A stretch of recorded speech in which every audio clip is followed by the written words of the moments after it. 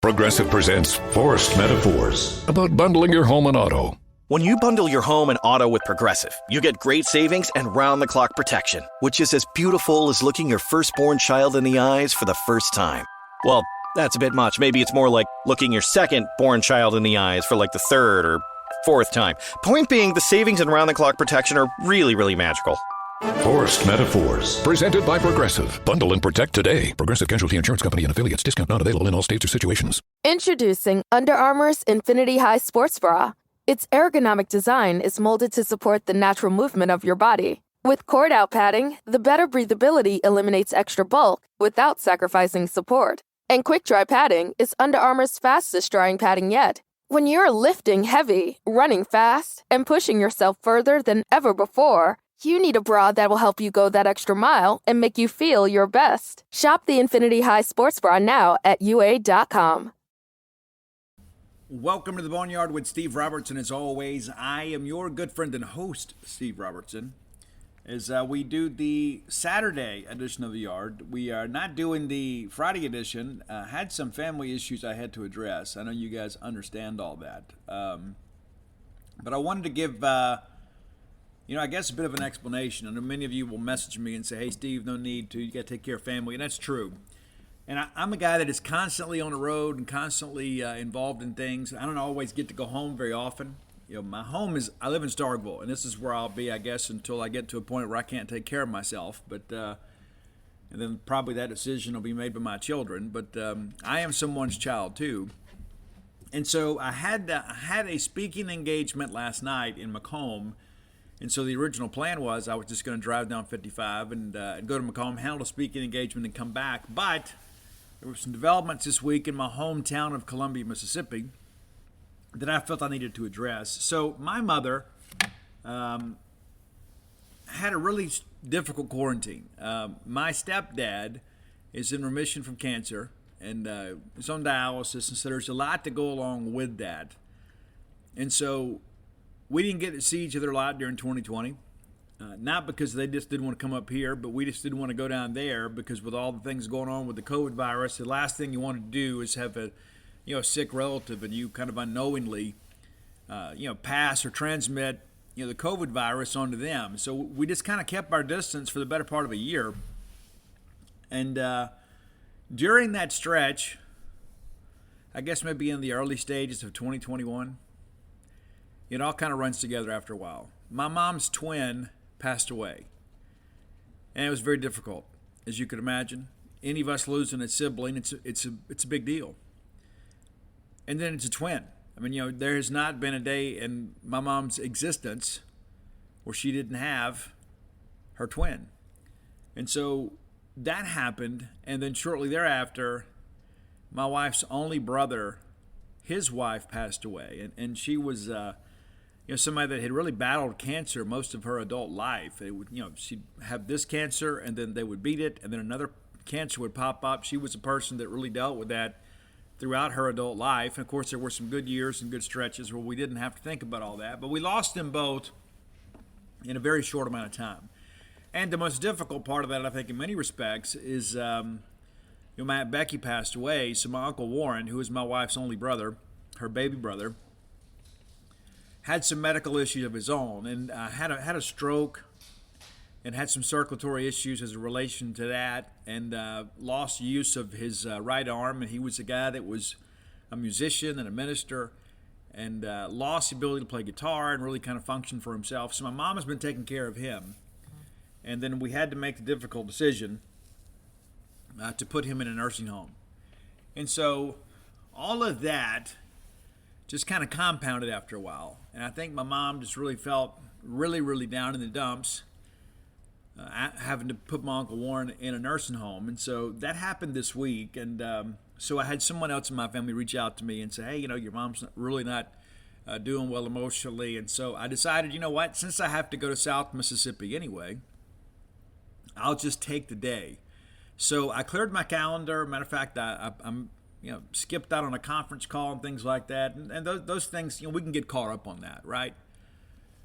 Sometimes you have to put family first. And so I made the trip down, long day yesterday, got up, got my dog settled, and make the drive down to 45. Stopped in Hattiesburg to have lunch with a dear friend, talk some recoveries, kind of get caught up, and then went over and spent a few hours with my mom, and then over to Macomb for the speaking engagement, which was fantastic.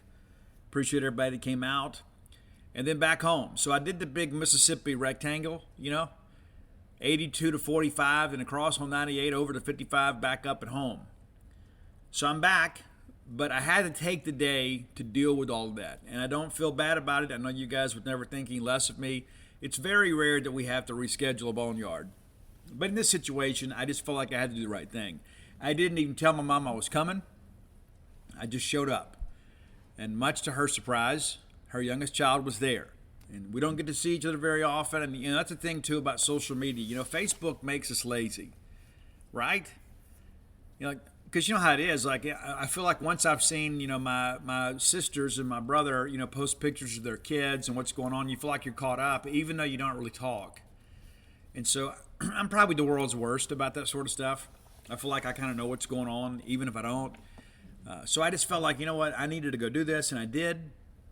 I'm glad that I went and posted a video of her surprise. My stepdad, who's a great guy, really did a nice job. My mom was laying down taking a nap. And my mom's in her early 70s, and so is he. And so he didn't even tell her I was there. Just said they had company, and she gets up, and lo and behold, there I am. And so grateful to do that. So I'm recording on Saturday because, there's things to talk about. We had some developments yesterday.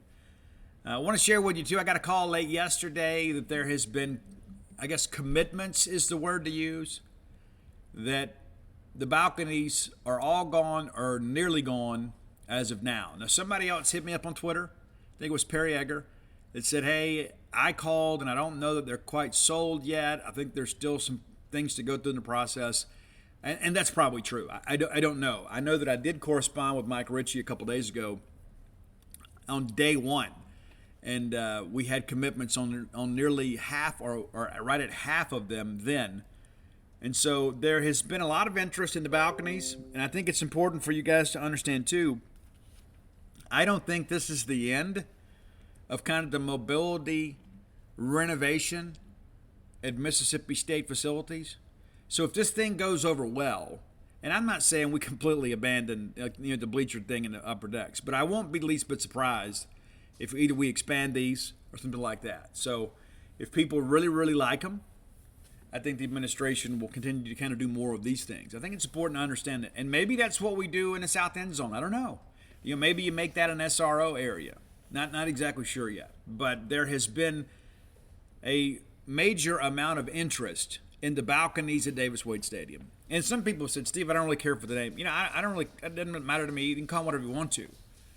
I think eventually we'll come up with a name for it too, like we did with the Left Field Lounge. We'll come up with something cool that we'll all get behind, and you'll say, hey, there's this. We call it this. And I think what you're going to see too is I think you're going to see some schools around the Southeastern Conference probably do some similar things too. And I don't know if it's a student area. I don't know if that's family area. But I think that I think this is kind of maybe a step towards some different functionality at football stadiums around the country and certainly in the Southeastern Conference. I think people maybe let us be the guinea pig and say, you know what, hey, we're going to do this. Had somebody tell me yesterday that there were a handful of games last year. The University of Alabama didn't utilize their upper decks either. There were a couple of their upper decks games that they were completely empty or nearly empty. And that's Alabama. And so if Alabama is having to think about being creative, what they're going to do there at Bryant-Denny. I mean, of course, they have some huge ball games there, and they pack that place out there. Other times they don't. So whether it's a temporary situation, but either way, things are changing. I think people forget, too, University of Kentucky, when they renovated Commonwealth Stadium, they made it a little more comfortable for fans. Where a lot of other people at the time were adding capacity. Kentucky says, you know what, we don't need to add any seats. We need to make what we have a little bit better. And they did. And if you've been to Commonwealth, you'll see, the outside of that stadium is not much to look at. It's really not. But you get inside, it's a nice venue for football. The sight lines are really good. The color scheme is really good. And it's a guy that shoots photography at times in ball games. It's a great place to shoot. It's well lit, good backgrounds. So I don't think these the arms race when it comes to football attendance, I think that is probably over. I don't think you're going to see Tennessee or LSU or in a big house. It's like that used to be the measure of our commitment, right? Is, well, how many people can we pack out in the stadium? And the thing that I'll go back to, we had all these sellouts under Dan Mullen, but I was a guy too that bought some of those tickets too. You're trying to contribute to the sellout, but also too, to make sure those tickets got in the hands of maybe local families, or you went to the Boys and Girls Club. It's like I would buy the tickets and donate them and say, hey, give these to whatever. But those seats were rarely ever used. I mean, how many times have we really had, a capacity crowd in recent years? I think COVID's a part of that too. I think a lot of people too have kind of gotten out of the habit. There's sometimes like I go to certain social events, whether it be Mississippi State related or recovery related, and they're like, hey, so and so really hadn't been the last couple of years, and people get out of the habit of going and making the effort to go, and that's not an indictment on them. That's just the kind of the reality of life. Is, well, I've gotten used to kind of sitting at home. I've kind of built up my man cave or my football watching area. Maybe I've got the projector, and we're comfortable here. We've made such an investment in our home to make this a place to get together with friends and family and watch ball games. We'd rather be here than go to the ball game. I contend to you there's nothing that beats being there, but I also understand. So, and again, I wanted to kind of share what happened yesterday. And I had so many of you that reached out and said, hey, Steve, hope you're okay. Hope things are good. A lot of people thought maybe it was something a little more important as far as Mississippi State related, but it wasn't. It was strictly a family issue. So that's where we go. Before I move on to, the announcement's probably up by now. I've confirmed it with multiple people in the Mississippi State family. Mississippi State Chief of Staff Dave Emmerich is leaving the Bulldog program to head to the University of Southern California to reunite one of his best friends, Lincoln Riley. This is not a situation where Dave was unhappy at Mississippi State. It's not a situation where Mississippi State was unhappy with Dave Emmerich. It's just basically kind of a once-in-a-lifetime top opportunity to number one, make more money, but also, two, be with somebody else that you know and love. And he's been with Mike now for 18 years. And so a lot of people would suggest that, hey, there's got to be more to it. There's not. And if there were, I would tell you. Dave, I think, has done a good job here at Mississippi State, and traded some texts with him earlier today. So the announcement's probably up by now, and if it's not, it will be soon. But we wish Dave Emmerich and his family the best, and appreciate their contributions to Mississippi State athletics. Let's thank our friends at Bulldog Burger Company. Don't you love those guys? I do. Man, I love going in there and eating. That's one of the things that I love about, our local eateries here in Starkville. There is a consistency there. I know that I can see, I'm going to have a good experience here. I like to get out and try new places when I travel, but when I'm home, I like to eat Bulldog Burger Company because I know that I'm going to get a great meal at a great price with a great atmosphere, great service every single time. And it's not just because it's me. They do it for everybody. It's wonderful. Bulldog Burger Company is a great place for a guy's night out, a lady's night out, mom and dad's night out, whatever. You can go have an adult beverage. You can have a family meal, whatever you'd like to do. I don't know if you drink in front of your kids or not. Maybe you do. I'm not judging you. Maybe you have a cold one at the table. That's your business. You can do that, or you can say, you know what, hey, we're just going to get restaurant-quality hamburgers and drink chocolate shakes. That's what we're going to do. We're going to make it a family event. A lot of range when it comes to Bulldog Burger Company. And that's one of the things I love. Like, I'll go in there and sit down and have my meal, and there'll be a group of college kids here that are celebrating maybe somebody's graduation. There'll be a family here that somebody's, in town for a ball game. Then I'll look over here, and there's a group of guys sitting around, kind of just chewing the fat, talking Bulldog baseball. I mean, it's such a wide variety of people that frequent that great restaurant we have here. It's not so stuffy, right? I mean, I don't want to have to go somewhere and feel uncomfortable. I always feel comfortable at Bulldog Burger Company. 3 great locations to serve you: University Drive here in Star Vegas, Gloucester Street there in Tupelo, and the newest one, Lake Harbor Drive in the Ridgeland Flowwood area. Be sure and go check them out. You'll be glad you did. Have the spring rolls. They'll make you and everybody around you better looking. It is now officially in print and on the menu, which makes it a fact. Bulldog Burger Company, the place where people go to meet. MEAT. All right, we had some recruiting news yesterday. We'll start with football. So many of you saw Steve Spurrier tweet out the eyes, and then there's Drew Hollingshead kind of jumping on board there too. And so people are like, hey, what's up with this? Well, we knew, and I should have put my story together. Paul did. Did a great job kind of getting those things together for us. But State picks up a receiver. We talked about wide receiver recruiting earlier this month. We talked about really last week, about, hey, what should we expect? State needs to get 4. Well, now State needs to get 3. State picked up the verbal commitment of Norcross, Georgia, wide receiver Nakai Poole on Friday. 6'3", 205 pounds, rated a composite 3-star, 86.5. 247 has him as an 87, currently listed as the number 80 receiver nationally and just outside of the top 50 prospects in the state of Georgia. How cool is that? All right, so let's run down kind of what we're getting in the Capoke. I'll have an article up later today kind of breaking down. I haven't watched film on him yet.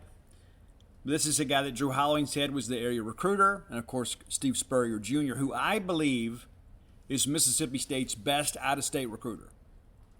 You could make a case for Mason Miller, but I think Steve Spurrier Jr. has done a remarkable job selling the Mississippi State brand to out-of-state prospects. And so that's, if I had to rank them, I would say Steve Spurrier Jr., the best out-of-state recruiter on the Mississippi State staff. So run through the offer list here.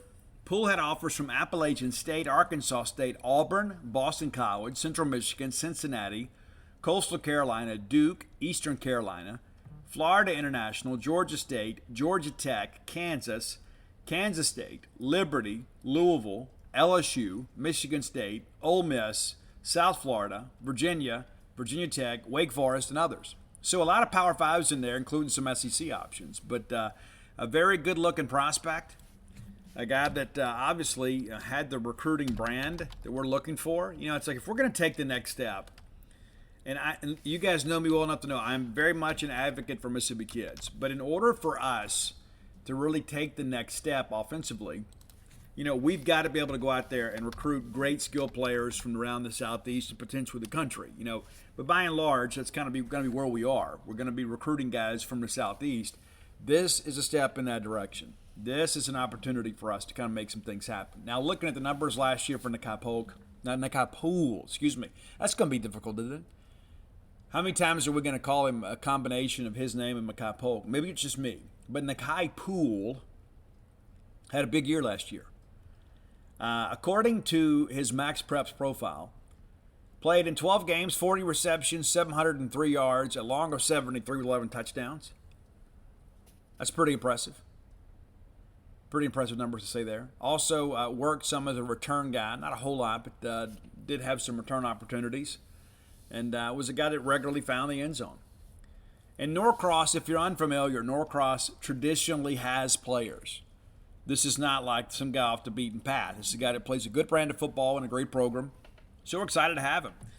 So, what's next in wide receiver recruiting? We've heard the name Paul Davis mentioned a couple times. He's currently committed to Duke. I'm not ready to go in on that one. I'm not ready to put a crystal ball in or anything like that. I think that's probably a kid that needs to come to Top Dog Camp. Need to see him run. You look at his film, he kind of runs with people. I don't know that he really runs away from people. Shaborn Demps, we had him in camp, a little bit on the smaller side. Now, he's put together pretty well. Like, he's a smaller guy, but you can tell he knows where the weight room is. Very committed, I guess, to physical fitness, and really good getting in and out of his routes. But again, kind of on the smaller side. Jacoby Belazar, former Baton Rouge product down at Southwest Community College. I think that's the guys you look at too. And so there's some names out there, and that's the thing. Steve Spurrier kind of operates like a ninja. It's like you kind of don't know what's happening. Next thing you know, boom, commitment, right? All right, on the baseball side of things, we picked up a commitment as well. Hey, Bulldog business owners, if you're like me, I know exactly what my business needs. Sometimes it's difficult to find the right candidate. Today, there's so many people out there in the job market making it so competitive. It's almost like an interviewee's market. Maybe it's time to flip the script and bring in the hiring power of your friends at Indeed. Instead of spending hours upon hours on multiple job sites or combing through resumes for candidates that might not even have the right skills for you, Indeed's powerful hiring partnership can help you do it all. With Instant Match, over 80% of employers get quality candidates whose resume on Indeed matches their job description. The moment they sponsor a job, according to Indeed.com, you're going to get results. That's one of the best things about it. And here's the deal. Being a Boneyard listener, we're going to give you a little incentive to give our friends at Indeed a try. Start hiring now with a $75 sponsored job credit to upgrade your job post at Indeed.com/Boneyard. That offer is only good for a limited time. You can claim your $75 credit now at Indeed.com/Boneyard. Indeed.com/Boneyard. Some terms and conditions may apply, but we're here to help you find the right candidates to fill all the vacancies at your business. Introducing Under Armour's Infinity High Sports Bra. Its ergonomic design is molded to support the natural movement of your body. With cord-out padding, the better breathability eliminates extra bulk without sacrificing support. And quick-dry padding is Under Armour's fastest-drying padding yet. When you're lifting heavy, running fast, and pushing yourself further than ever before, you need a bra that will help you go that extra mile and make you feel your best. Shop the Infinity High Sports Bra now at UA.com. The younger brother of Kellum Clark, Kincaid Clark, has committed to Mississippi State. This is one that I've been expecting for a while. I thought it was just really a matter of time before State got really serious about him. They have. Now, he is now throwing in the mid-90s. If you go look at his perfect game report, they've clocked him, in the high 80s with a top out somewhere around 90. He is throwing mid-90s now. And is a guy, too, that threw a perfect game in the playoffs this year against Biloxi. And then in the final inning of the perfect game, struck out the side. 5'10-ish, 5'11-ish, just under 6 foot. Right-handed pitcher. Could play some utility stuff for you if you needed him to. He's not as big as Kellum, but a very, very talented guy. And so you look around this guy and you begin to think, okay, this is a 2023 guy. And let me read you the scouting report that Perfect Game has out there for you, too. And this is from a year ago. Kincaid Clark is a 2023 third base right-hand pitcher infielder with a 5'10", 175-pound frame from Brandon, Mississippi, who attends Brandon High School. Medium athletic build with some present strength and room for plenty more. Right-handed hitter, hits from the spread stance with a hanging leg lift load. Has good rhythm and timing to his swing. Showed quick hands, good bat speed, accurate barrel with consistent line drive contact. Polished approach that will enable him to keep growing as a hitter as he gets older. 7'4", in the 60, which is not blazing. Primary infielder on defense, has plenty of arm strength to the left side of the diamond, moves well with his lower half, and had smooth backhand actions. Also played the outfield with plenty of arm strength and good overall athleticism. Took a turn on the mound, showed good arm speed with a whippy 3/4 arm action. Some crossfire action out front. Fastball worked in the mid-80s, topped out at 87. Again, it's a year ago. Got some arm strength run action at times. Changeup was his best secondary pitch this outing. Nice arm speed with some fading action. Tends to overthrow his curveball at present. Nice all-around athlete with plenty of projection. Good student, named to the Sunshine Golf Showcase top prospect list. So, over the course of 2 years, he gained 17 mile per hour on his fastball from 19 to 21. And now they tell me he's picked up a few more and is maxing out 94, 95. I do think that he comes in as a pitcher. I think he stays as a pitcher. And this is a great family. They're from Brandon, Mississippi State people all the way.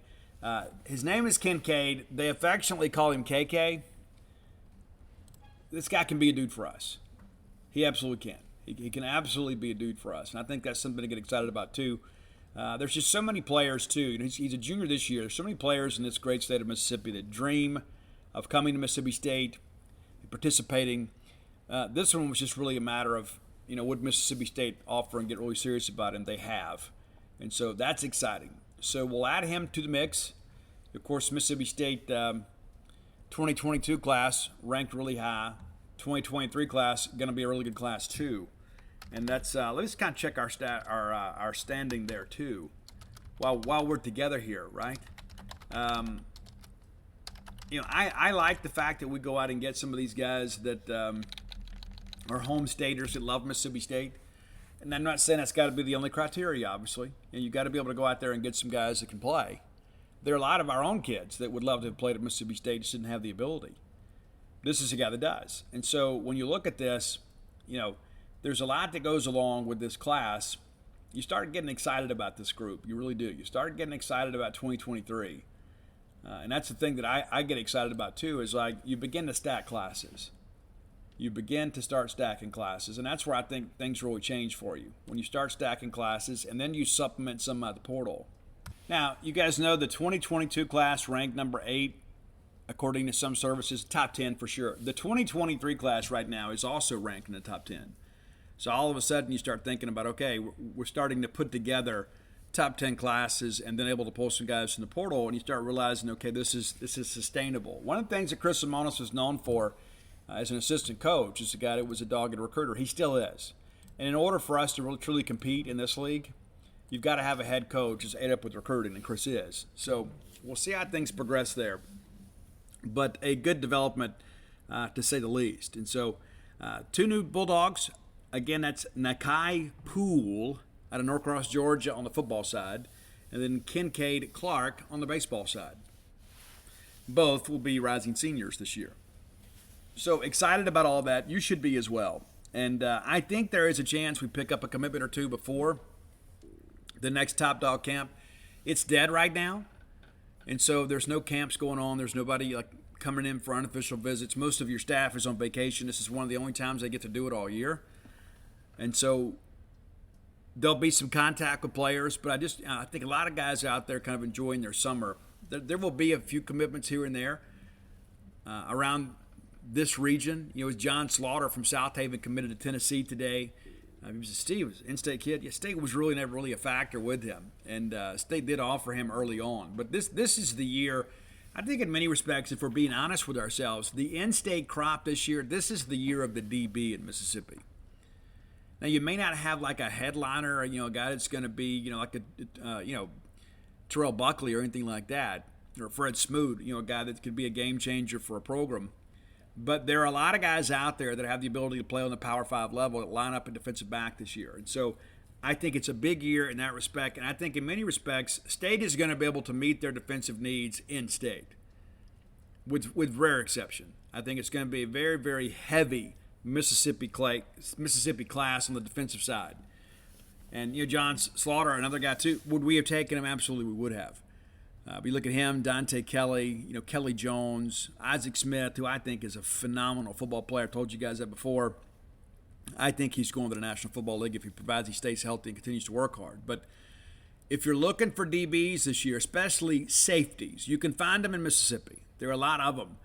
I don't know corner-wise how many guys there really are, but State's went out and got Jalen Abram, and you got Kelly Jones, and one or two or both of those guys could end up, growing up to be a safety.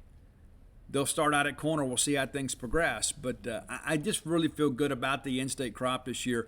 Not like I did, maybe a couple of years ago when I said, hey, this is going to be a great class. A lot of headliners in the class. And I still contend that a couple of years ago we had one of the more overrated classes in the history of the industry. A lot of people get excited and start counting offers. The tape doesn't lie. You can say, well, how are they getting all these offers? Well, some of them are fake, right? Some of them are. We kind of went through this a couple weeks ago, about how some of these players that were so highly heralded as prospects and lauded, and like, oh, this guy's this. And here's what happens, too.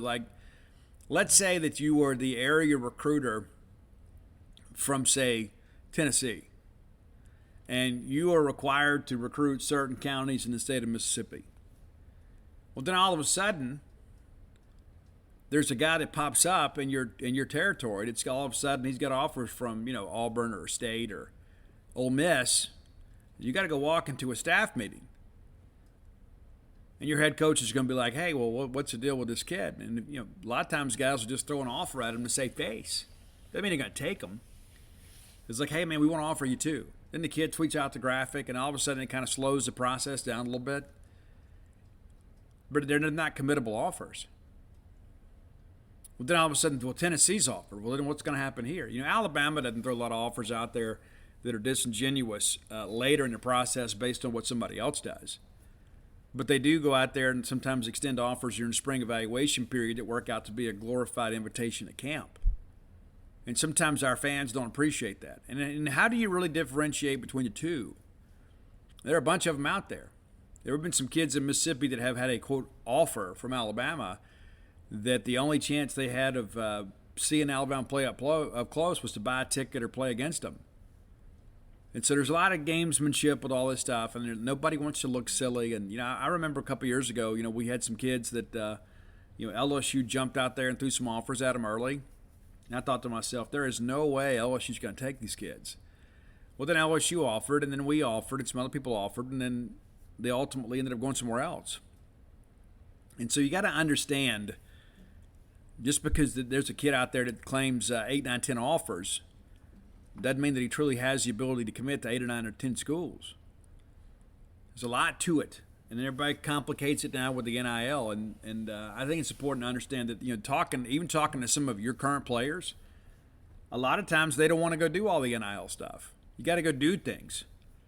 You got to make these trips and things like that. Would touch on that as well. And so it's like, hey, it's not really worth my time when you factor in all the things that I've got to do as a student athlete here on the college level. And so I think there's so much out there about recruiting right now, and that listen, some of that's going to flame out. You say, Steve, how can it? Well, they'll put something together. They'll unionize and put together a collective bargaining agreement. There will be some things out there that will be different than what we're experiencing today. We just kind of got to be able to tread water right now. We got to get out there and be real active in the Portland baseball, obviously. Got to throw some money out there from the collective, whatever, to get things done. But there will be changes in the foreseeable future. Probably not today, probably not tomorrow, maybe not even this year. I think those August meetings will be awfully interesting. What are we going to do? And people are worried about lawsuits. Well, that's life. That's life. And, that's the thing, too. The NCAA, at its core, is a volunteer organization. These are the rules that we've set in place, and if you don't want to play, then you don't have to play. Nobody has a right to play. It's a privilege to play. We've allowed things to kind of get misconstrued a little bit. But there will be some changes as we kind of move forward with this. And I don't think people are like, oh, my gosh, Steve, I'm hearing that we need like $1 million a year to keep a baseball team here and to get a baseball team here. $1 million a year. Well, you could probably raise that one year. Can you do it every year? Can you go out there, knock on doors, and talk to your neighbors and talk to your business contacts and say, hey, man, you love Mississippi State baseball. I know. Listen, I need $1,000, or I need $10,000, or I need your business to write a big check here. You might be willing to do it once. Are you going to be able to do it each and every year? And that's not just the old poor old me Mississippi State mentality, which I don't adopt to. I don't subscribe to that in any whatsoever. But there are a lot of other people just like all of us. Everybody's having to pay the same $5, $6 a gallon for gasoline. And so costs are going up. And, of course, that fuel cost is then passed along to other commodities that we pay for as well. So we're paying higher food costs. We're paying higher transportation costs for everything. And so people aren't going to be so willing to just keep writing that check just for the status quo. So it's not sustainable. So there will be some changes, but in the meantime, we've got to figure it out and do the best we can to get good ball players to campus in every sport. All right, time for today's Top 10 list, brought to you by closewithblair.com. You know Blair Chandler. He's my friend. He's your friend. He should be. He absolutely should be your friend. I'm a big proponent of mortgage professionals. A lot of people out there kind of vying for your business. A lot of people out there feel like, hey, I can do this too. And the reality is maybe you can. But I don't know that I want to hitch my wagon to maybe a greenhorn. All due respect, at some point we all were. But when it comes to something as important as your mortgage, you want to deal with a mortgage professional. Blair Chandler, 21 years of experience. Recently voted, Ferry Mortgage, the company he works for, recently voted number 1 in customer satisfaction. My goodness, satisfaction, if I can get it out here, in mortgage origination. Sorry, Blair. So this is a guy to get things done. Back-to-back years, top 1% close ratio in the country. That's not just in Mississippi. That's not just, in your neck of the woods. It's everywhere. He's licensed to lend in multiple states. Get you taken care of. Give Blair a text today at his personal number, 601-500-2344. Again, that's 601-500-2344. Or visit him on the World Wide Web at Close with Blair, CLOSE with Blair.com. You'll be glad you did. And mention to him you heard about him on the Boneyard, and he'll pay for your appraisal. It's about a $500 value. It's a nice incentive to do business with a winner like Blair Chandler. Stick with the winners. CloseWithBlair.com. All right, so we're going to do something a little different today on Top 10. We hadn't done rap in a while. We're going to do rap today. I enjoyed some rap on the way home from Jackson. This kind of how it is, like you get an earworm. I hadn't heard this song in a while, but it's like, oh yeah, I need to listen to this and this. And next thing you know, I'm listening to Cash Money Records, taking over for the 99 and the 2000. I was living in Baton Rouge when all this stuff really began to bubble up. Moved to Baton Rouge, I guess, in 98. And all this was beginning to happen. And I worked on Plank Road. Ran a furniture store up there on Plank Road in extreme North Baton Rouge. And so a lot of this stuff was happening. And shout out to Tony's on Plank Road, the best plate lunch in the world. Oh my gosh. Love that place, man. So I worked on Plank. And so a lot of my employees were huge into kind of the underground rap scene in Louisiana. South Louisiana was beginning to really bubble up as this kind of oasis of rap music. And it was nothing to make a trip down Plank Road and see somebody of acclaim. I remember making the turn right there on Winburn, and there's Mystical passing me. That's right, Mystical. And so every time something new would happen, it would be in the streets, and so it resulted in being our break room, our warehouse. And so I got to hear a lot of this stuff. And I'll be honest with you guys, even though No Limit was kind of set up in Baton Rouge, I kind of leaned more towards the Cash Money side. But today, we're going to talk about the best of the 504. These are rappers who were born, raised, or broken in New Orleans around that time. Listen, there won't be Webby. Webby was good. I know a lot. When I coached high school baseball, a lot of our players loved Webby. We had Webby on some walkout songs and things like that. So no Webby today. But this, in my estimation, is the best of the 504. And of course, that's the area code for New Orleans, Louisiana. And now some of you guys may disagree. I didn't necessarily include what I thought was the best song, because like, Lil Wayne, and I had, for a long time, I had a strict no Lil Wayne policy. When Cash Money first broke, I really kind of liked Turk better than Wayne. Maybe you disagree. Wayne, of course, has proven to be one of the best rappers in the world. So clearly I was wrong. I don't know what Turk's doing now. Turk might be willing to come up and do a song for us for a warm meal. I don't know. But things have changed. But I didn't like pick their greatest hit. I picked one from that era that really kind of broke them and kind of got them out there. So here we go. Number 10, very controversial figure. We talk about having some credibility in the streets. Well, C. Murder certainly did, because he killed somebody and ultimately went to prison. I don't know what his status is today. I know there was recently a single attributed to him, so I don't know if he's out and recording again, or perhaps they recorded in jail or whatever. No clue. But we're going back to kind of how it all started with Hootie Who. Hootie Who. Number 9, and I was never really impressed by this individual. I thought in many respects he was probably, and I don't want to be disrespectful, but he was really down the roster for No Limit, and that's Silk the Shocker. I know he had a big hit with Maya, which I thought she was great, but I went with It Ain't My Fault featuring Mystical. Silk the Shockers, It Ain't My Fault, your number 9 song. Number 8, a song that was really popular in the clubs, and in many ways kind of captures the New Orleans spirit, not really the street side of things, but it's Cain and Abel, Shake It Like a Dog. And you're thinking, I hadn't heard that song in forever, Steve. Well, you're going to enjoy this list. But Cain and Abel, Shake It Like a Dog, a bit of a one-hit wonder, but when that song dropped, it was everywhere, absolutely everywhere in South Louisiana. Maybe it was at your place too.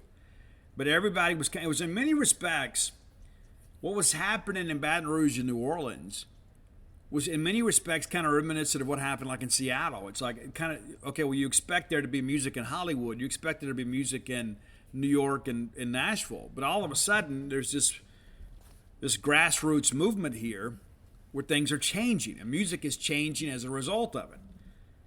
But Cain and Abel kind of rode that wave.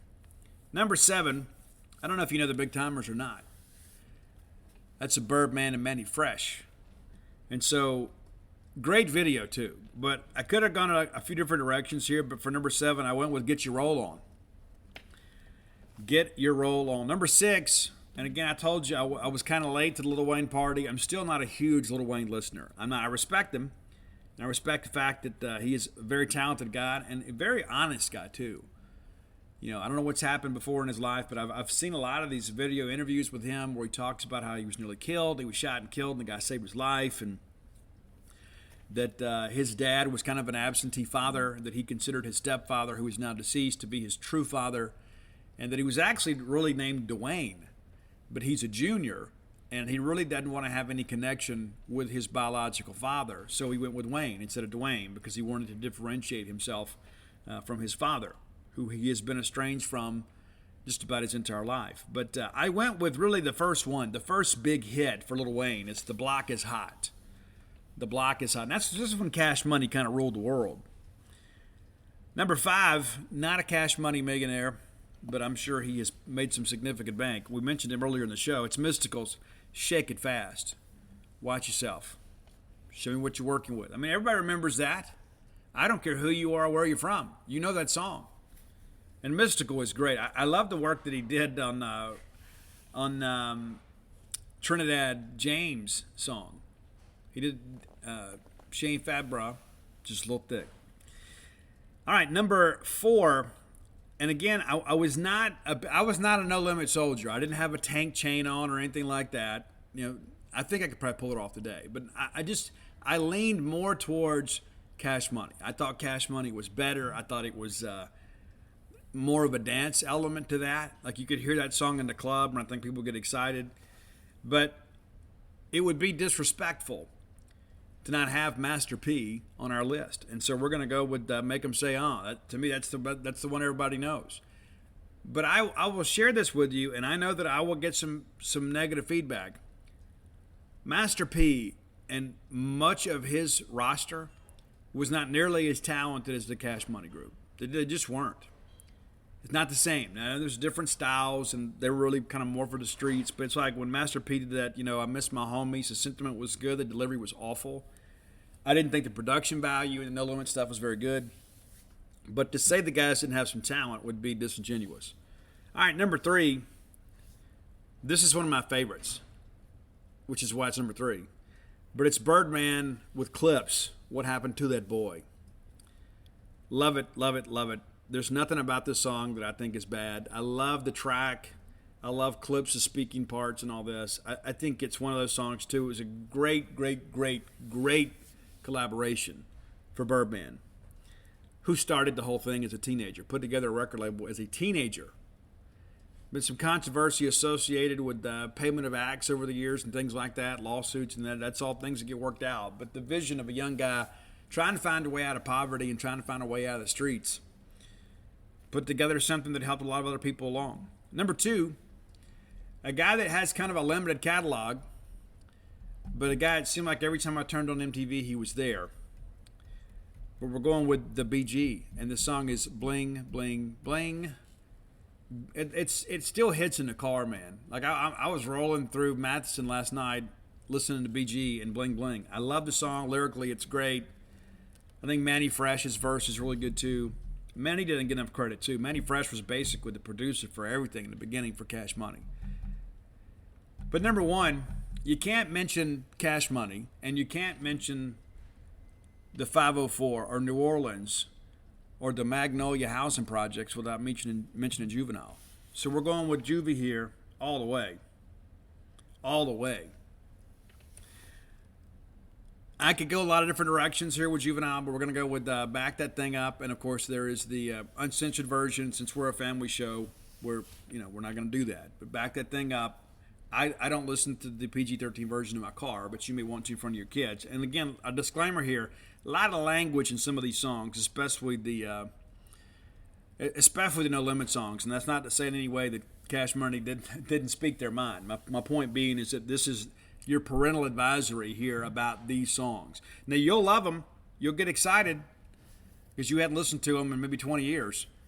But you'll be glad you did. You'll be glad you did.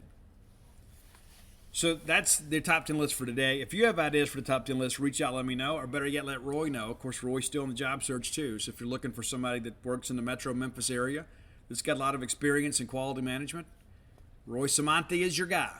Reach out to him on Spotify or Twitter at Dogmatic. That's DAWGMATIC 67. And give him your idea for the top 10 list. And I get a lot of these times, sometimes too, like he'll give me an idea that you guys have sent and I don't fully understand it, so I go back to him and he has to come back to you. And sometimes I just think, I don't know how I could put this together. Like, I just don't know if I could do this list justice. But be sure and let him know. Be sure and let him know, and we'll get together. So with that said, we're going to name Roy, our unheralded hero at times, our prime shrimp player of the game. How about that? Roy doing yeoman's work for us here. And never really asked for anything, man. Every so often he's like, hey, let's get together and have lunch when I come to Starkville. Just wanted to say, you know what, hey, these top 10 lists are great. What if we put a playlist together and made it easier for our fans to maybe access this instead of trying to remember it, write it all down? We'll just make it convenient for them. This was the brainchild of Roy, and I'm very indebted to him and appreciate his contributions to the show. And so he's our prime shrimp player of the game. How about that? If you're unfamiliar with Prime Shrimp, you need to familiarize yourself. A great New Orleans-based company that's been in the shrimp peeling business for 40 years or more. Since the 1940s, I guess that's correct. Yeah. They've been around forever and a day, getting it done. I've shared with you guys before.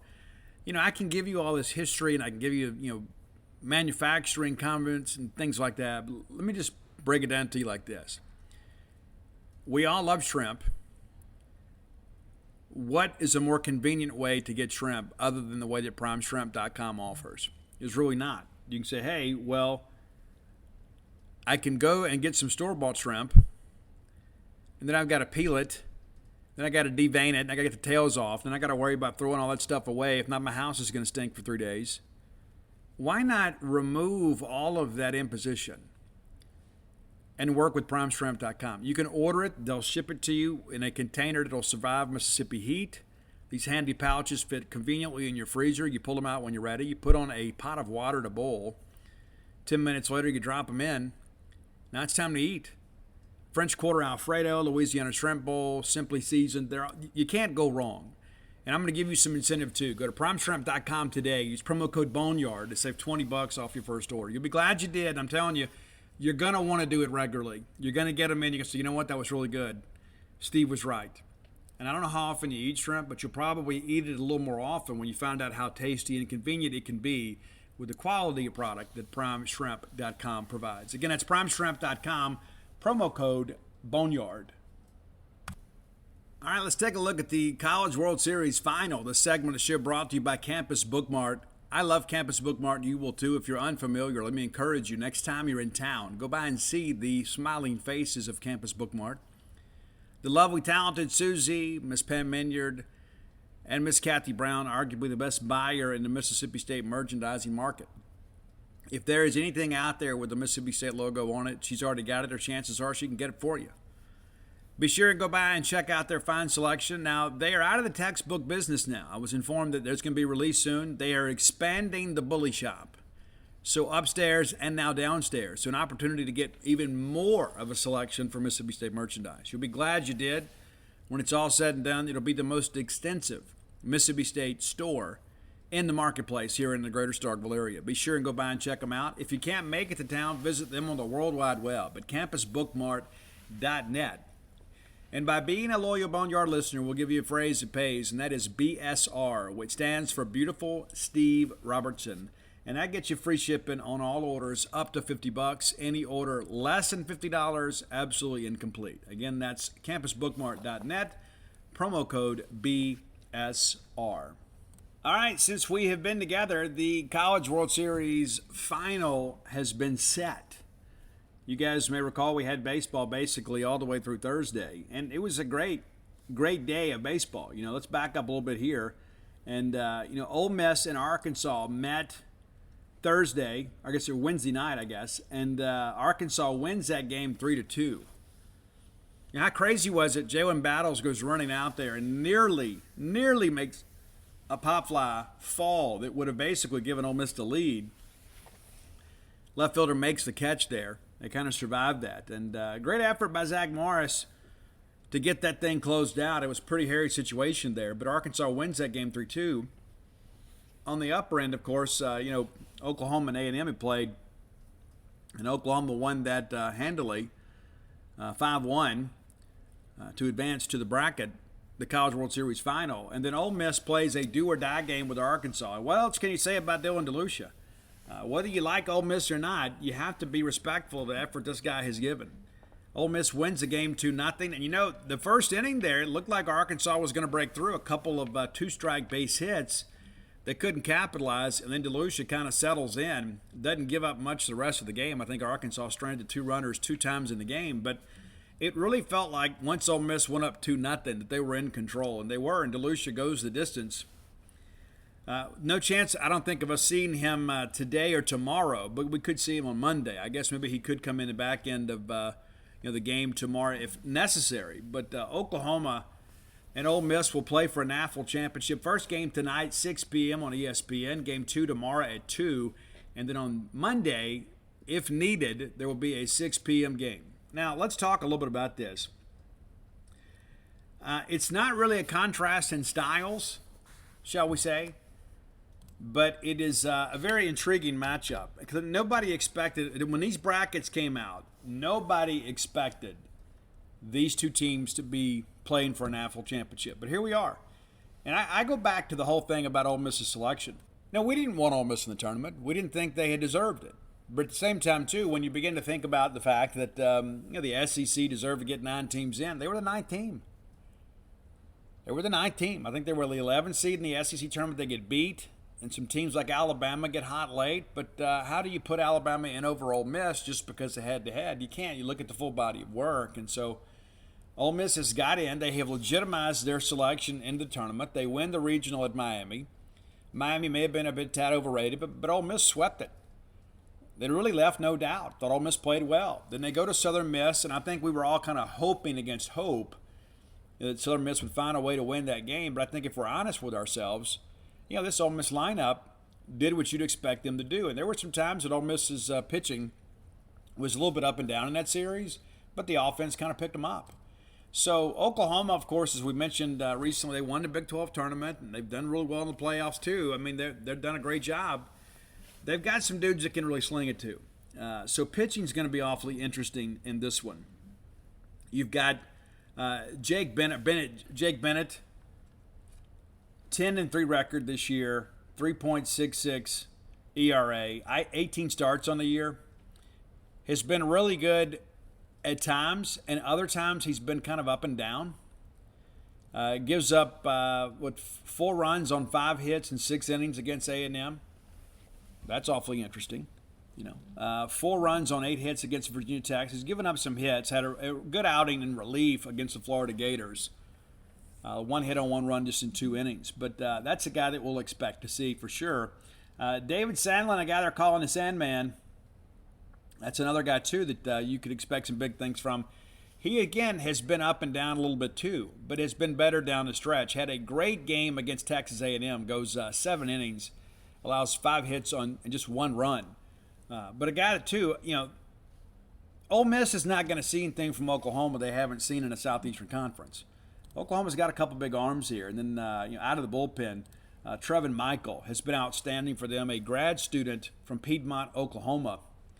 A 2.66 ERA that leads the team, 4-1 record, 31 appearances, just a pair of starts there, 10 saves, though. This is a guy, too, that'll strike out, too, 95 Ks and 71 innings pitched, but he has allowed 10 home runs. Interesting to see what the weather patterns are going to look like up there. But this is a team, it's an Oklahoma team that's capable of winning it. It's a team that's capable of losing it. Now, a lot of Ole Miss people out there saying, hey, this is our year. Maybe it is. As much as we hate to say it, I mean, these guys are playing their best baseball when it matters the most. There's some people on the Oklahoma side saying, hey, we're set up really well. And I think that is probably the biggest factor, I think, when you look at especially today, is that Oklahoma's had more time to rest. They haven't had to burn through as many arms. Ole Miss has. Ole Miss has had to burn through some arms, and DeLucia has been, again, outstanding, but he's pitched an awful lot here in a week's time. How effective could he be? I don't know. If we had told you, hey, Dave DeLucia is going to throw a complete game on 3 days rest, you never would have believed it. But again, a remarkable performance. I mean, really, in Ole Miss baseball annals, a legendary performance. But this is a Oklahoma pitching staff that gets a lot of strikeouts. Jake Bennett, 123. The Sandman, David Sandlin, 102. And we mentioned Trevor Michael, 95. These are guys that are going to attack you. Now, what do they do with those Ole Miss lefties? I mean, Kevin Graham's had a good College World Series as well. Elko, I think, has kind of been hit or miss, and I don't mean that with a pun or anything. But, Graham, of course, had the 2 big hits the other night against Arkansas. And listen, Kevin Graham is a liability defensively, but you have to find a way to keep his bat in the order. And a really good mistake hitter, too. Struggles lefty-lefty like you'd expect. But the reality of it is as much as I don't think the guy's a big league prospect, he's proven to be a very good college player and doing a good job at the plate for the Rebels. And when he comes up there, I always expect something to happen. So, what happens from here on out, we'll see. Does Cade Horton pitch? Carter Campbell's a middle relief guy that does a good job for Oklahoma too. But again, this is a pretty even matchup, other than the fact that Ole Miss has had to play more and expend more energy on the mound. Now, offensively, you look at Oklahoma. Tanner Treadway, 379 as a hitter, 9 dingers, 65 ribbies. Peyton Graham, number 20, hitting 344 with 20 bombs, 71 ribbies. Jimmy Crooks, 9 bombs, 51 ribbies, 311 as a hitter. Blake Robertson, I'm sure there's some relation, hitting 304, 5 dingers, 51 runs batted in. Jackson Nicholas hitting 288, 11 bombs, 35. So, some depth in this order.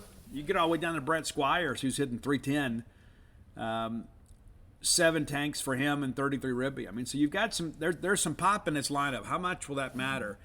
One of the things that really jumps out to me when I look at this team is stolen bases. Now, Hayden Dunhurst has not been much at the plate, but he is still one of the better receivers. And sometimes I think maybe he exaggerates, trying to frame up a little too much and cost his pitcher a strike or two. But as a team, Oklahoma has stole 145 bases this year, 188 attempts.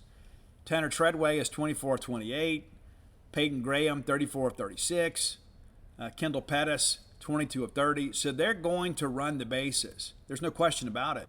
And for those of you that are curious, Oklahoma 4th in the country in stolen bases, 4th this year. Only the 3 teams ahead of them. Texas Southern stole 220 this year. West Virginia 156 and Wofford 146. So Oklahoma right there. So if Oklahoma steals 2 bases today, they'll be 3rd nationally. Not much of a chance of them catching Texas Southern, but maybe perhaps they could catch West Virginia. But this Oklahoma team, they're going to put pressure on you defensively. They're going to put pressure on your pitchers. And that's one thing I think about Jake, with Mallitz starting, for Ole Miss. A lot of relievers don't spend a lot of time holding runners. So does that become kind of an open doorway for Oklahoma to get guys in a scoring position?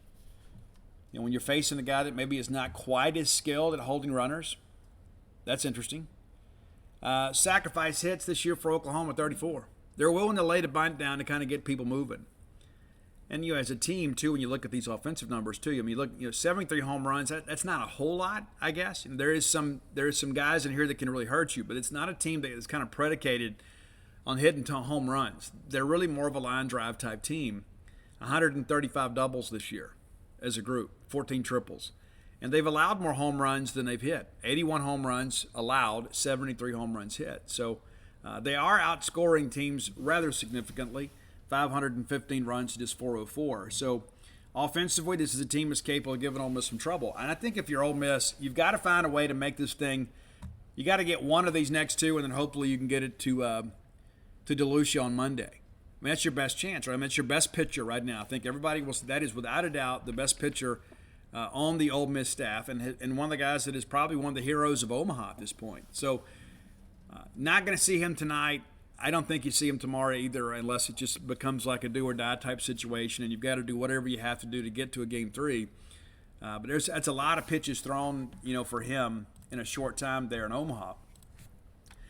So no, I'm not cheering for Ole Miss, and again, I'm not going to spend a lot of time talking about that. I think it kind of goes without saying. Some people are. I know too much of our history, and I understand that you've got friends that are Ole Miss fans, and you want them to be happy, and I don't begrudge that to you. But I'm not going to spend a lot of time talking about why Ole Miss winning a national championship is not a good thing for Mississippi State. It should go without saying. And there are a lot of people too. I know that they have this need for approval. So they're like, hey, you all pulled for us last year, but here's the thing. At the end of the day, I'm just going to be real with you. I'm not pulling for them. I hope they don't score a run. But they may. They're a capable team, and it's never anything to do with those players, right? I mean, they're just all guys kind of chasing a dream. And so I got nothing against those players, but I do have a lot against the institution and some of their fans. But reality of it is they're playing for a national championship. We're not.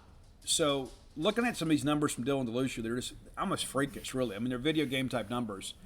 Because people forget, man, this is a junior college guy. He's not some transfer that came in kind of highly heralded. He was a junior college pitcher. And he came in, worked his way up, kind of working some in middle relief and pitched some on weekends. But, there were a lot of times, too, in non-conference, he just really worked in short stints here. Had a really good outing earlier the year against Central Florida, worked 4 innings pitch in relief, allowed 1 hit, and struck out 6. Next thing you know, he gets an opportunity to pitch, and Tennessee got to him a little bit, but you can't hold that against that guy. I mean, 6 2/3, 4 hits, 5 runs, 6 strikeouts. Really competed well. Had a nice start against Kentucky. Did not start against Alabama, and I don't know that he started against Kentucky. Now think about it, but worked some middle relief against Alabama. But once he became a bona fide regular starter, the season kind of turned for Ole Miss. I mean, that's the case for everybody. I mean, it's like once you settle your rotation, things should get better. But DeLucia goes on Friday and Hunter Elliott goes on Saturday. And I don't think anybody, if we're being honest with ourselves, I think even Ole Miss people admit you never expected those two guys to be as good as they have been. But DeLucia goes 7 2/3 against South Carolina, 6 hits, 1 run. Goes a complete game against us, against Mississippi State. The one win they had was against us. And then Arkansas, he goes 7 innings pitch, allows 8 hits and just 2 runs. Goes just 4 against Missouri, 8 innings, 3 runs. 4 innings, 8 hits, 3 runs. Really nice outing at LSU, worked 7 innings, 3 hits, 3 runs. A&M got to him, though. 1 2/3 of an inning, 7 runs on 5 hits. Vanderbilt, another good outing, 4 1/3, 6 hits, 2 runs. Arizona, that's down in the regional down there. 6 innings pitch, 5 hits, 4 runs, and 12 strikeouts. It's like you start looking at this, and granted he wasn't getting a ton of innings early in the year, but that's the first double-digit strikeout game. Southern Miss, nearly another double-digit strikeout game, goes 5 2/3 of an inning, 4 hits, no runs, and 2 walks, 9 Ks. But in Omaha, he hadn't walked a single hitter. That's what's crazy to me. On the bigger the stage, the better this guy has been. And that's why you have to respect it. No matter what kind of uniform he puts on, you have to respect the guy that can play his best baseball when it matters most. Against Auburn, he goes 7 2/3, 4 hits, 1 run, strikes out 10, walks none. And then, of course, the complete game against Arkansas, 4 hits, no runs, no walks, 7 Ks. Great effort. No matter how you slice it, no matter how you feel about Ole Miss, what we're seeing from Dylan DeLucia is outstanding. Absolutely outstanding. And a kid in many respects kind of came out of nowhere. And that's what has to happen in order to win a national championship. You have to have somebody step up that you weren't maybe counting on earlier in the year. And they had to kind of count on him when they had some injuries and ineffectiveness. Gaddis had been banged up, and Washburn's a guy that maybe hadn't lived up to his billing, but also been banged up a little bit. But the guy's been outstanding. So Josh Mallitz gets a start today. That'll be his first start of the year. Probably the first start of his collegiate career. Maybe he serves as an opener. Not exactly sure. But, Mallitz got hot the other day, didn't pitch. The longest outing of the year for him was 4 2/3 against Alabama, 5 hits, no runs, 4 walks, 7 strikeouts. But ever since then, it's kind of been around 3 innings or less. He was pitched just 1 time in Omaha, goes 1 1/3 innings against Auburn, strikes out 3, doesn't allow a hit or a run or a walk. Goes 1 2/3 of an inning against Southern Miss, and then pitched 2 innings there against Arizona. So in the postseason, Mallitz been really good. And, Mallitz is a guy, too, that pitched against us last year in Starkville. And we got to him, but he has matured a little bit and really pitching well. And it is a slider-heavy arsenal when it comes to Mallitz. And so that'll be awfully interesting. Because what happens if this game gets away from Ole Miss today? I mean, I think really if you're going to lose it, that's kind of how you'd rather lose it, so you don't go burn a quality arm trying to manage a game or keep a game tight. But it'll be interesting. And does this keep Mallitz out the rest of the weekend? I would say probably not. I mean, I think as long as the guy's got breath in his body, he's going to want to pitch. I mean, you got a national championship on the line. And so we'll see how things go. But what's interesting, too, like you look at this Ole Miss lineup, it's like they're playing after their potential. But even with that, of the regulars, only Justin Bench is hitting above 300. Calvin Harris is kind of a part-time starter for them. He's hitting 340. Kevin Graham, I guess, this spreadsheet's a little bit different. Kevin Graham's hitting 339. I guess again, playing really well down the stretch. But, Tim Elko hitting 294. That's up a little bit. Kemp Alderman had a tank earlier in Omaha, hitting 287. 11 bombs this year for him. Jacob Gonzalez leads, the infield least with just about every statistical category. But his average is down a little bit. But didn't have a great couple games against Arkansas. So maybe he's due to kind of come back too. We talk about running the bases. Arkansas didn't really run the bases either against Ole Miss. So it'll be interesting to see how they handle this. But Ole Miss 33 of 51 in stolen base attempts themselves, and opponents 38 of 54. And a lot of that's Hayden Dunhurst. I mean, again, I understand that the guy has not had a great year offensively. He's hitting 235 for the year, and that is a disappointment. But the guy's been really good. Maybe had a better year last year, even defensively. But I like watching that guy work back there as a former catcher. I mean, I appreciate the fact that a guy can kind of run the show back there and does a good job stealing strikes. But sometimes, too, I think he is a little bit too exaggerative with his with his frame jobs. And I think in some ways the umpire kind of catches that. But it'll be interesting to see how that goes. I think in many ways the game kind of relies on the Ole Miss battery. Can they pitch it and catch it well? Can they hold runners? Can they avoid a situation where Oklahoma's playing small ball? I mean, you go back and look at that ball game against Arkansas the other night. They give up a single, and then it's a high chopper that basically works as a bunt from Gonzalez, and then Graham comes through with the hit. So it's like you get the single, you move the guy around, the next thing you know, he's in. And so does Oklahoma play that kind of ball game? Interesting to see. So I'm eager to watch it. I know a lot of people say I'm not going to watch it. I love college baseball. I don't want Ole Miss to win, but at the same time, I've prepared myself for that possibility. But I'll be pulling for Oklahoma.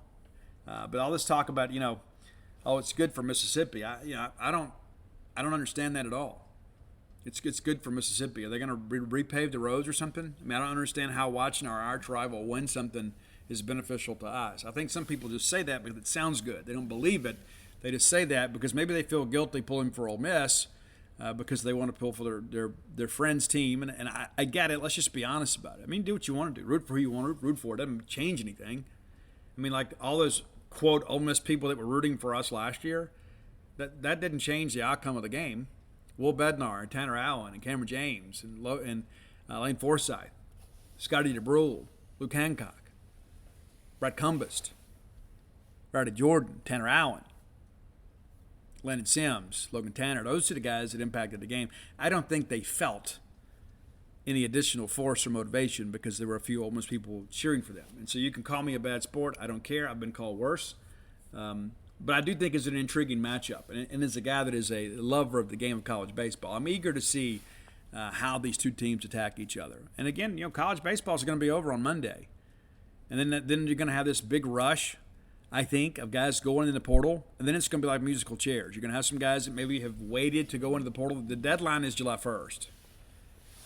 Guys are out playing summer baseball. Maybe they're not thinking about it. Maybe they're contemplating if I want to come back or I want to give up other opportunities.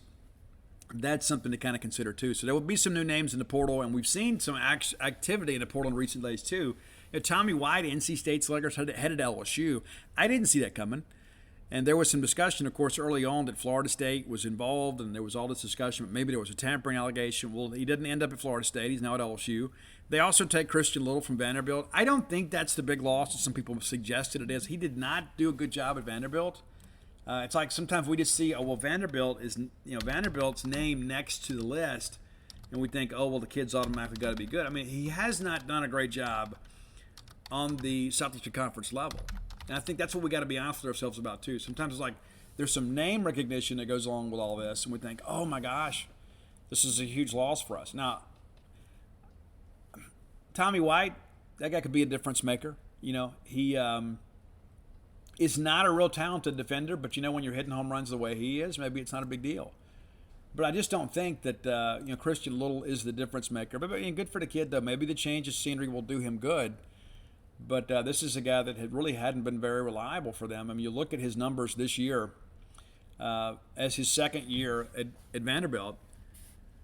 Christian Little, 3.72 ERA with a 1-2 record, 18 appearances, only 3 starts this year. And he was expected to be a dude. Ends up getting 3 saves for him, basically works in relief there. Giving up over a hit per inning. Excuse me, I read the thing wrong. He's less than a hit per inning, but 16 runs, all of them earned, 17 walks. So he's basically 3-1 their strikeout to walk ratio. But just not has been, I think, what people expected him to be. He was an early high school grad and came right in and tried to do some big things for them, but it just has not kind of come together. And so now he's moving on. And I think we all realize that relievers, by and large, don't command a big signing bonus. Now, looking back at last year, again, this is with the lighter and rocker days, and so you just needed Christian Little to kind of be a dude for you. And even though he was a newcomer, you just kind of hoped that he could come along. He started that game 2 against us in the College World Series final. 5.48 ERA, which was the highest among the Vanderbilt regulars. This is, of course, last year. 3-2 record, 14 appearances, 11 of them starts. So among the starters, and that's even including the midweek guys, his numbers were nowhere close. 42 2/3 of an innings pitched, right at a hit per inning, allowed 33 runs, 26 of them earned, 22 walks against 49 Ks. So it's 2-1 there, basically. And a guy that was very susceptible to giving up the extra base hit. Second on the team in home runs allowed last year in limited opportunities. The guy that gave up the most home runs, Jack Leiter, thanks to Logan Tanner and Rowdy Jordan, right? But Jack Leiter, of course, first rounders. And so you would think kind of being around those guys, you'd be ready to kind of move ahead. But for 2 years, it just has not worked out. And I think Christian Little's people probably realize he's got to get on the mound somewhere as a starter. Does that happen at LSU? I don't know. And some of these dads sometimes, too, kind of push these kids along too far. And I think maybe perhaps Vanderbilt, that opportunity may have proven to be too much for the kid. And maybe go on LSU is not going to help matters. But, best of luck to him. I am perfectly okay with us not getting him. Now, people would say, but Steve, what about Tommy White? Hey, we pursued him, didn't get a lot of traction on the return side, and so we're moving on. And so, not to mention Hunter Hines, in the event Luke Hancock doesn't come back and play catcher. If Luke plays first, Hunter Hines would DH and then play some at first, too. I think Hunter Hines is your first baseman of the future. It's a natural position for him. So not a lot to report on the Mississippi State side of the portal, but basically I'm, again, expecting maybe 6 to 8 transfers, and you've already got 3. So 3 to 6 more, and maybe that's on the high end, maybe 3 to 5. But basically you're recruiting about 20 players right now, trying to get 3, 4, or 5 guys because you've got the draft to contend with and things like that. And you got to get some impact guys, and you got to be patient with those guys. I know, I read some of these comments, you're like, well, I don't understand. Okay, Tommy White is not draft eligible. All right, so he's got to go somewhere. And I think going to LSU is probably smart for him, and that launching pad down there, he'll put up some big numbers down there. Eager to see what he does on the road. But again, he's not at this point. He's not really projectable. He's not a guy that you look at and say, "Hey, this guy's going to be a first-round pick someday." But he is a great college player. But we made our attempt. We weren't able to get in the door with him. And so I think initially his plan was to go to Florida State, and then perhaps that path ended up changing because of the coaching change there at Florida State, and maybe the smoke about some of the tampering stuff was a factor as well. Don't know. I don't know how true any of that stuff is, but I do know that he's at LSU, and now we got to deal with him. So we'll see what happens, kind of moving forward.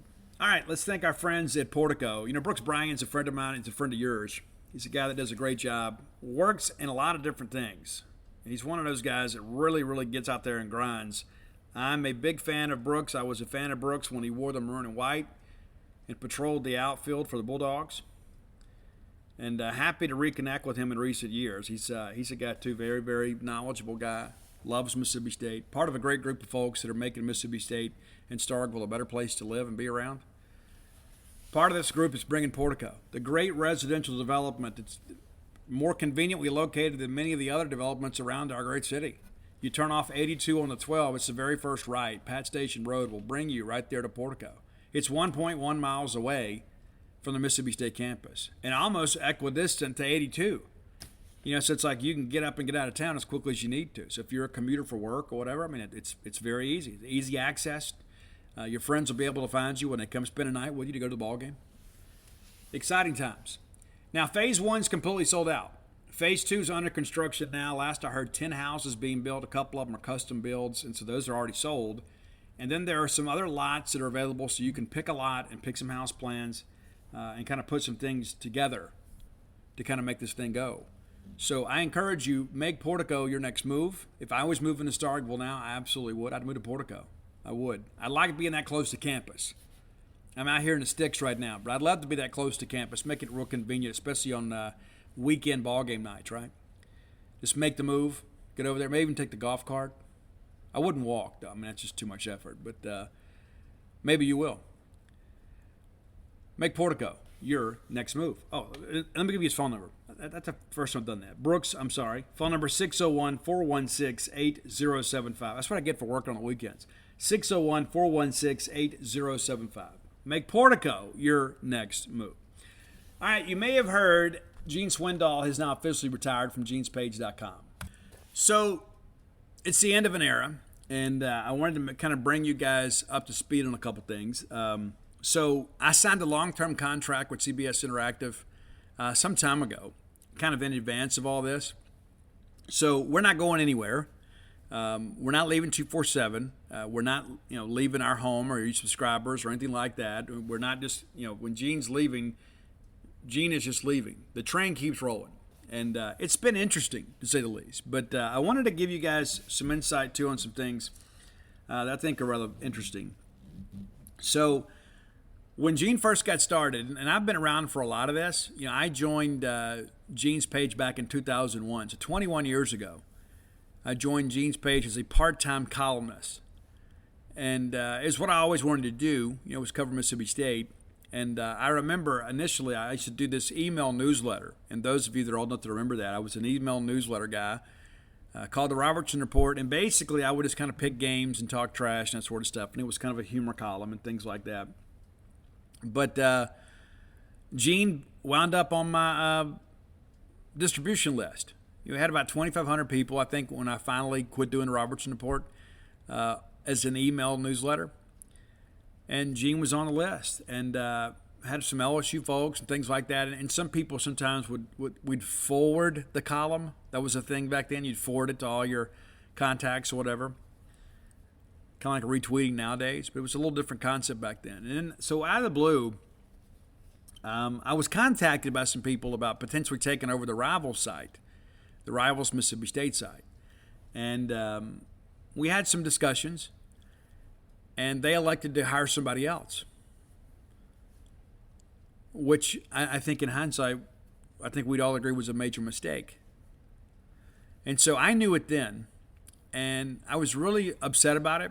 And then out of the blue, Gene Swindoll, I mentioned to the folks, hey, I may be having a website or whatever, we're working on it. And knowing what I know about Gene now, I know Gene was probably kind of making a preemptive strike to prevent me from becoming a competitor of his. And so he hired me for $50 a column. I wrote a weekly column for $50 a piece. And that didn't sound like big money, but you know what? I had 3 kids back then, and there were times that things were really tough. And that extra couple $100 a month meant an awful lot to me, really did. But more importantly, it was a chance for me to connect with many of you, a chance for me to kind of write about the school and the programs that I love. And so I did that. So we brought the Robertson Report to Gene's page. And It was a lot of fun. Some people took it way too seriously. Others didn't. But I'm very grateful to Gene Swindoll for giving me an opportunity. Now, I'm a firm believer that I would have made it anyway. But I can't in any way diminish the impact that Gene Swindoll has had on my life and my ability to care for my family. Because Gene, whenever things were kind of taking off, I was working a regular job, and I was working for Scout.com on top of that, and I led the company in recruiting articles every single month. And I was doing it part-time. They were doing it full-time, and I was still beating them. And so Gene goes to SEC Media Days, and he meets with some of the executive with Scout and said, hey, you guys got to do this, because at this point, I had Rivals kind of circling back. And I had made a commitment to myself, and I even told one of the guys at Rivals when they passed on me, I said, I'm going to make it my life's mission to put you guys out of the Mississippi State business. I said, you will regret this decision for years. And they didn't believe me. I bet they do now. But Rivals had circled back to me, and they have come at me a few times over the years. Have people contact me kind of indirectly, of course. There's a lot of that goes on, And ESPN was in contact with me. At the time I had a couple of friends that had left Scout. They're working for ESPN, and they didn't have to deal with message boards. They just had to go write a daily column and go to events and things like that and cover things for the ESPN stuff. And after I kind of saw that, I was like, well, that's interesting. And so I had a lot of people within the industry that were pursuing me. And Gene goes to SEC Media Days, and he basically tells them, you got to sign him. You can't let him leave. And so Gene is the one that went over there and basically negotiated the deal and said, hey, I'll supplement the salary a little bit. And so I was able to go full time. And it was a big decision, too. I took a big pay cut, leaving corporate America to go work full time, chasing my dream. And Gene Swindoll made that possible for me. I was also able to go coach high school baseball when Ani was playing high school baseball there at Broadmoor High School. And not that Broadmoor is a power anymore, but it was a great honor for me to be able to be there. And because of the decisions that Gene made, I was able to quit the day job, which allowed me to go out there and work the field and be with my kid and enjoy that experience. And I'm forever grateful for that opportunity. And now it's become all of this. But I wanted to give you guys a couple funny things. So, funny and interesting. So, the very first player and guy played the National Football League, and he gives Gene a lot of credit for writing about him first. Gene used to have the scuttlebutt back then, right? And so Gene, which is now like the Bones and the Biscuits and everything else, I mean, really, everybody talks about, we're all just kind of doing what Gene did. The tidbits, Gene was doing it first, because Gene had a website before anybody else, and so everybody kind of copied that format. But there's a guy that you guys know well that attributes, his rise to prominence in many respects as a recruit is because he appeared on Gene's page, because it was in the infancy of the internet. And so it was a big deal, because it's not as watered down as it is now. Nowadays, like, you had a handful of websites you went to. We didn't have all this social media interaction. We just didn't have it. And so Donald Lee was the guy that Gene Swindoll profiled and wrote a story about, and Donald was so touched by that. Ultimately, Donald Lee camps at Mississippi State, gets an offer, goes to Mississippi State onto the National Football League. And if you talk to Donald Lee now, he'll say, hey, Gene's the one that kind of got me started. Gene helped get my name out there. I mean, playing in a little small-town country school here, Webster County, outside of Matheson, it's a much different deal. It's a much different deal back then. This was a big deal. And so on Saturday mornings, Gene used to have this routine. Because, again, we're talking infancy of the internet. Back in those early days, a lot of newspapers wouldn't even put content. It was basically a link to a subscription site and a chance to kind of read a couple of handful of things, but there was never any really big news on there. So Gene would drive all over the Golden Triangle and buy newspapers on Saturday morning. Every Saturday morning during football season. And he would read every one of those columns about the high school games that night. And then he would see the guys that were making plays, and he would get on the phone and he would call their coaches and find out that these guys were legitimate prospects. And he began to build a database. He began to do interviews. But every Saturday morning he would go do that. And he would find out, hey, we need some recruiting scoops, so we need to know the names, because he loved recruiting. We didn't have an interactive database back then. And so that was it. Gene subscribed to certain newspapers, and then he would make his rounds all over the Golden Triangle, living in Caledonia. He would go pick up the Columbus Dispatch, he'd get the Tupelo Daily Journal, get the Starkville Daily News, and whatever else there was out there, and comb through it looking for players that he could write about and talk about. Then things got a little more interesting for us. I had already joined the staff back in the early 2000s. And then the insiders, which eventually became Scout.com, purchased us. And I'll never forget when everybody had to make the move over, there were so many people that didn't click the box about I don't want to be sent offers or whatever. And so people were getting inundated with, maybe 20 emails a day from all these partners with the insiders to try to get people to subscribe to their services. And that was a challenge. Eventually it passed. But we had people threatening to cancel. Hey, if you can't stop my emails, I'm going to just cancel. And maybe some did. I don't know. But then the insiders became Scout. And we had a great relationship for a long time. And, of course, then Scout.com was bought by Fox Sports. I went to work at that point for Fox Sports and Gene, which is rather interesting. But the reality of it is, now all of a sudden, the database and all these prospects that we had kind of picked up. And, Gene kept this little handy spreadsheet of all the players that he saw and things like that. And there was a time that we started a video servicing business. We would go out and video games and videoed more high school football in the state of Mississippi than anybody. We'd go out there and do it ourselves. At one point, we had as many as 8 videographers. And we would go out to a different high school game, and after a while, I was the guy assigning the responsibilities of, hey, this is where this guy's going to go, whatever. And then Gene would take all those tapes, and we had different colleges, including Mississippi State, that subscribed, and we would send that to them. We weren't really looking to make any money. We just wanted to cover our expenses. We wanted to help kids in Mississippi. And there were some schools, of course, we couldn't get to. And so Gene Swindoll would drive to that school with his dual VCRs and record the tapes, sit there and record these videos of games, of players.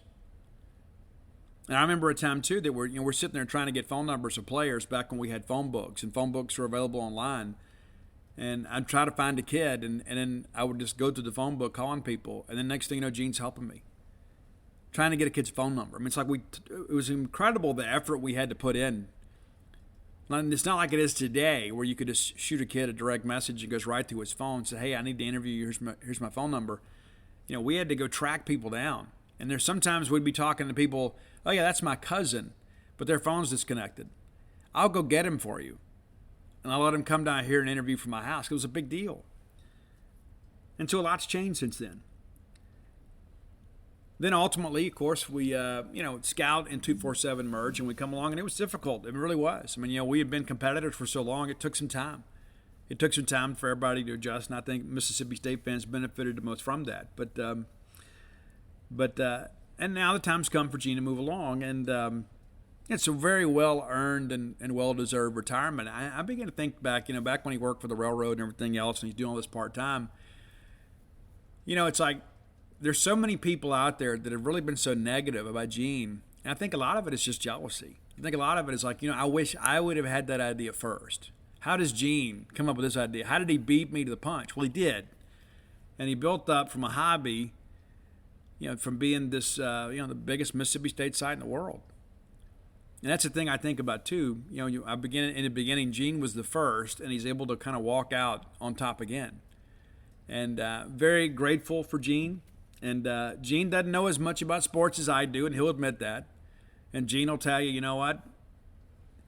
I'm not the writer that you or David are. Not the writer that Mike is. Robbie, he probably said, I'm probably the worst writer on the staff. He worked hard to take great pictures for us. But the thing about it is that Gene had a vision. Gene had a vision, and he wanted Mississippi State fans to have a place of their own where they could talk about recruiting, talk about sports. And so there wasn't one in existence, so he created one. He created a website so Mississippi State fans could connect and discuss their favorite team. And again, it's very melancholy. While I'm excited to kind of have the full reins to myself, in many respects, I've been basically the chief operating officer for a long time. But I got some changes that I want to make, and we're not going to do anything right away.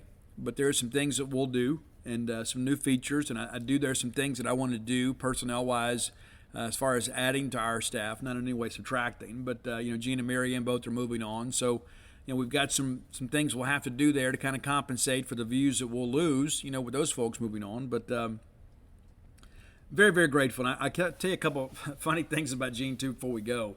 I think you guys will find this hilarious. So traveling with Gene is awfully interesting, and I've done a lot of it.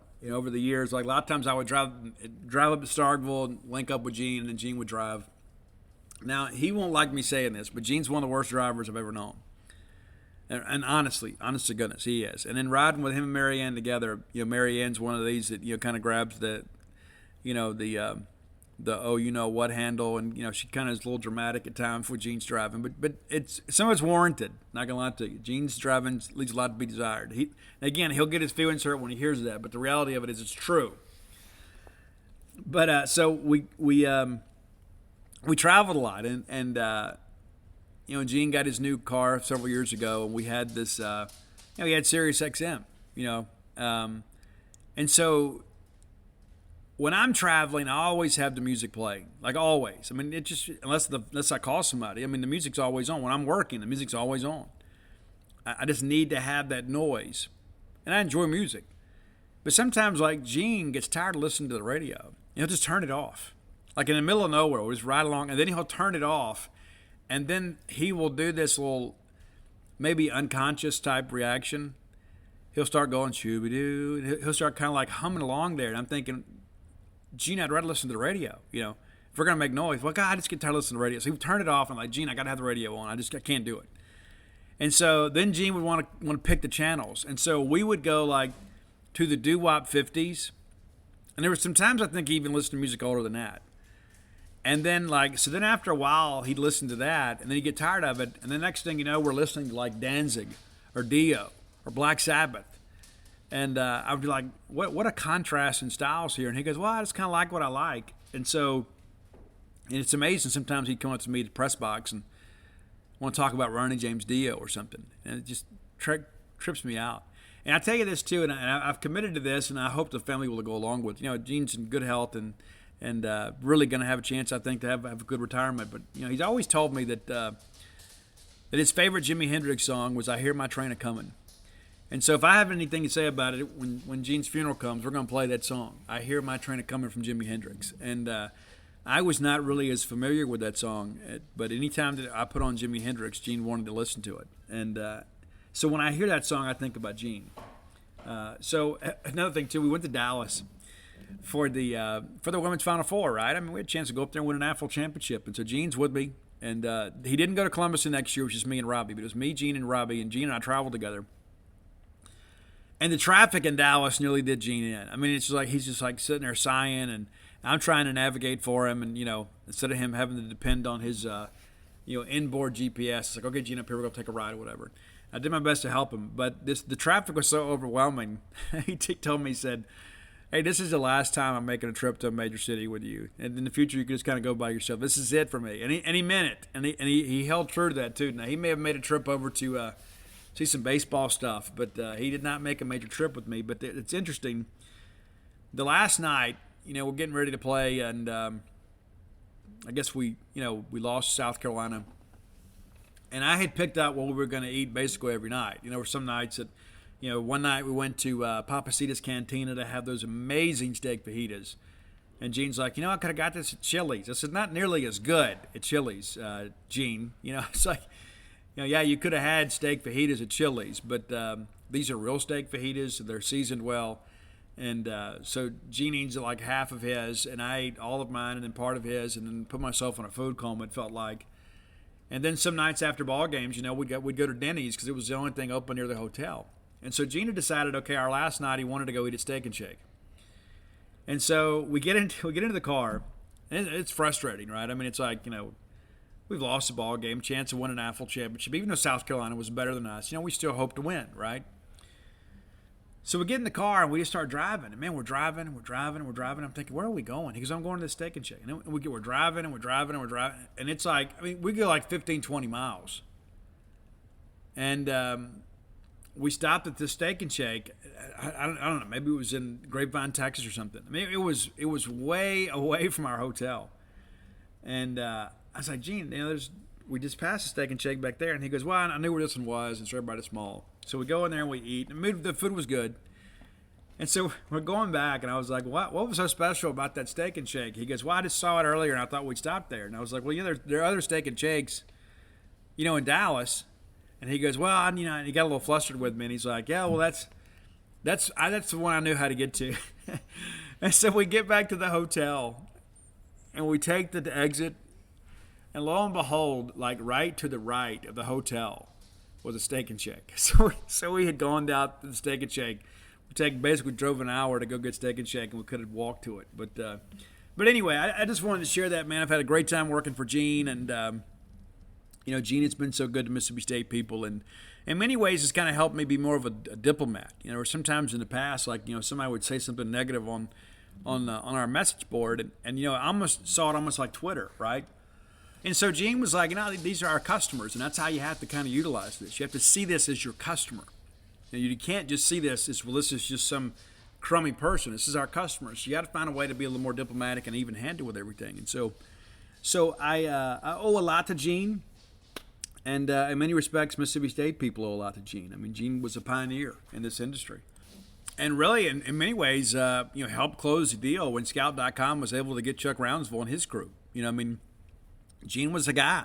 And it's like it's difficult now because we're so far removed, from the infancy of the internet, to really appreciate, how it was called Gene Swindall's Recruiting something webpage. And so eventually it was shortened to Gene's page. But, back in those days, individuals couldn't have websites. You had to have a web page.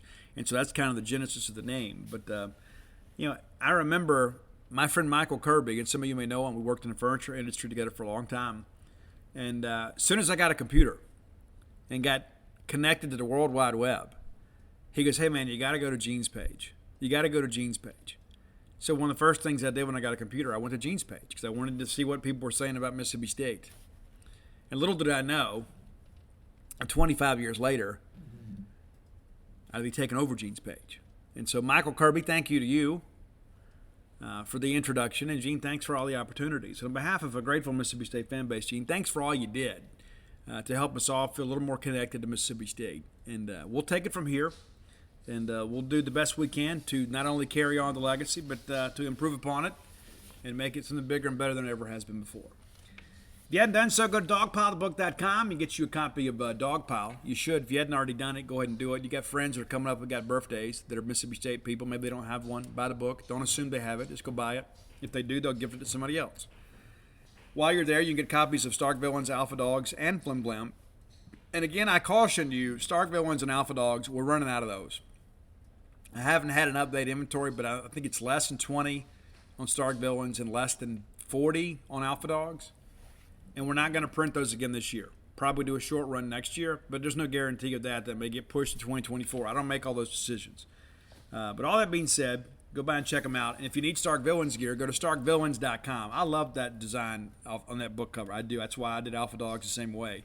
And it's now officially licensed and trademarked by the U.S. Patent and Trademark Office.